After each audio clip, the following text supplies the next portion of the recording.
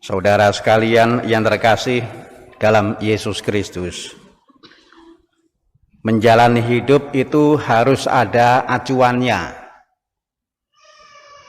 Kalau kita bicara mengenai acuan, ada banyak, dan kita berusaha untuk tidak salah memilih. Bagi kita, Yesus menjadi acuan, maka penting memperhatikan apa yang ditunjukkan oleh Yesus kepada kita, apa yang dipesankan oleh Yesus kepada kita, apa yang dikatakan oleh Yesus kepada kita. Yesus menjadi acuan menjalani hidup, dan sifatnya itu tidak ditawar-tawar. Harus bahwa Yesus sungguh-sungguh menjadi landasan dalam menjalani hidup. Kita hening sejenak. Inilah Injil suci menurut Yohanes. Pada suatu ketika bersabdalah Yesus kepada para murid, "Barang siapa mengasihi aku akan menepati sabdaku, dan Bapakku akan mengasihi dia, dan kami akan datang kepadanya dan tinggal bersama dia. Barang siapa tidak mengasihi aku, ia tidak menuruti firman-Ku, dan firman yang kamu dengar itu bukanlah daripadaku, melainkan dari Bapa yang mengutus aku. Penghibur yaitu Roh Kudus, yang akan diutus oleh Bapa dalam namaku. Dialah yang akan mengajarkan segala sesuatu kepadamu, dan akan mengingatkan kamu akan semua yang telah kukatakan kepadamu." Demikianlah sabda Tuhan. Saudara sekalian yang terkasih dalam Yesus Kristus, gereja itu memberi perhatian kepada manusia seluas hidupnya. Maka yang juga menjadi perhatian gereja itu bidang pendidikan. Dan kalau kita merenungkan sejarah gereja ini, sejarah paroki kita, sangat nyata bahwa gereja paroki kita ini juga punya perhatian yang tinggi terhadap pendidikan.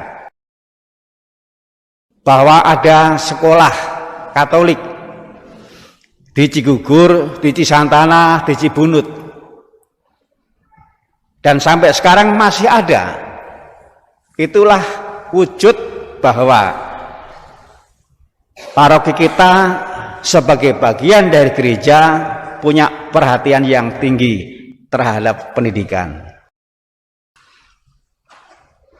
Kita bersyukur karena kalau melihat kegiatan-kegiatan, semangatnya itu terasa. Ada kegiatan latihan misinar, ada kegiatan latihan lektor, ada kegiatan latihan mazmur, ada kegiatan latihan kur, ada kegiatan latihan degung, ada kegiatan doa arwah di lingkungan. Semangatnya terasa tinggi. Mudah-mudahan semangat yang tinggi itu juga terungkap dalam memperhatikan bidang pendidikan. Saudara sekalian yang terkasih dalam Yesus Kristus, anak-anak yang usia sekolah akan menghadapi ujian kelulusan dan juga ulangan kenaikan kelas. Gereja harus memperhatikan ini. Gereja harus memperhatikan ini. Kita semua harus ikut memperhatikan ini. Kelompok-kelompok yang ada di dalam gereja harus memperhatikan ini. Dan terlebih keluarga juga harus memperhatikan ini. Ini bukan hal yang tidak diperhatikan oleh gereja. Pendidikan itu termasuk yang juga diperhatikan. Bahkan sekali lagi, kalau kita memang mau menghidupi sejarah paroki ini, maka perhatiannya memang tidak boleh hanya biasa-biasa saja. Sejarah sudah menunjukkan kepada kita bahwa paroki kita ini perhatiannya di bidang pendidikan tinggi. Dan kita sebagai orang yang melanjutkan sejarah, mudah-mudahan juga melanjutkan perhatian yang tinggi itu di bidang pendidikan. Kalau anak-anak mau ulangan kenaikan kelas, kalau anak-anak itu mau ujian kelulusan, ini bukan hanya tanggung jawab mereka. Kalau kita membuka dokumen-dokumen gereja, entah itu katekismus gereja Katolik, entah itu dokumen Konsili Vatikan II tentang pendidikan, di sana sangat jelas bahwa kalau berbicara soal pendidikan, ternyata semua itu ikut serta. Urusan pendidikan bukan hanya menjadi urusan yang sekolah dan guru-gurunya, tidak. Semua. Saudara sekalian yang terkasih, kita mau berusaha menghadirkan gereja yang punya perhatian yang tinggi di bidang pendidikan. Kita mau berusaha supaya anak-anak yang menjalani ulangan kenaikan kelas dan ujian kelulusan, mereka semua merasa disertai oleh yang lain. Suasana keluarga mendukung untuk belajar, untuk mempersiapkan diri sebaik-baiknya.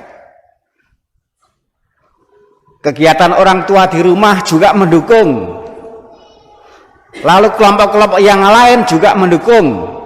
Tentu semua mendukung dengan cara yang bisa ditempuh.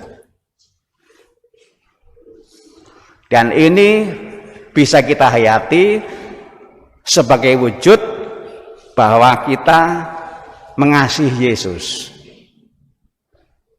Tadi di dalam Injil Yesus berkata, "Barang siapa mengasihi aku akan menepati sabdaku." Ukuran kasih kita terhadap Yesus adalah praktek kasih,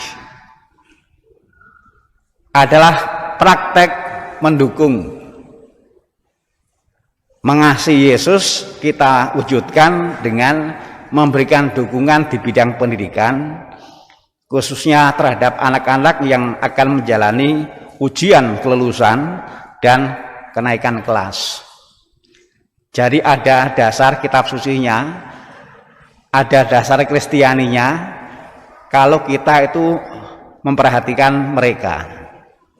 Dan sekali lagi, ini tanggung jawab semuanya. Maka saya kagum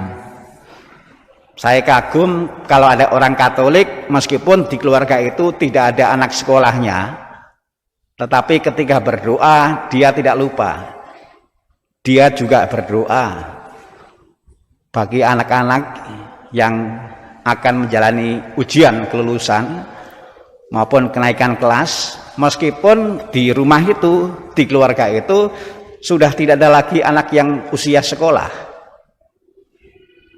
Mengapa keluarga itu menghayati seperti itu? Karena pada dasarnya kita semua itu satu keluarga. Orang yang tidak satu rumah itu juga keluarga saya. Namanya keluarga dalam Kristus. Saudara sekalian yang terkasih, saya mau memberi tips kecil, tapi yang kecil ini menurut saya sangat berarti. Tadi Yesus berkata, barang siapa mengasihi aku akan menepati sabdaku. Anak-anak kalau berdoa itu juga biasanya sebelum belajar. Saya percaya para orang tua akan mengingatkan anak-anaknya, nak, sebelum belajar untuk menghadapi ujian kelulusan maupun ulangan kenaikan kelas, berdoa dulu. Dan orang tua bisa mengatakan, coba luangkan waktu sejenak, diam dan mendengarkan Yesus berkata apa, Yesus berpesan apa terhadap anak yang mau belajar untuk menghadapi ujian kelulusan maupun ulangan kenaikan kelas. Yesus berbicara apa? Penting mendengarkan Yesus, karena kita percaya anak-anak kita juga pasti mengasihi Yesus. Dan Yesus berkata, barang siapa mengasihi aku akan menepati sabdaku, akan menepati pesanku, akan menepati nasihatku, akan menepati perintahku. Nah, sebelum belajar, dengarkan dulu Yesus berkata apa.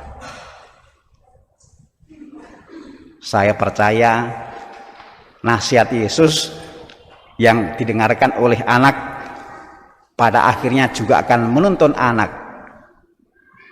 dalam belajar menghadapi ujian kelulusan maupun ulangan kenaikan kelas.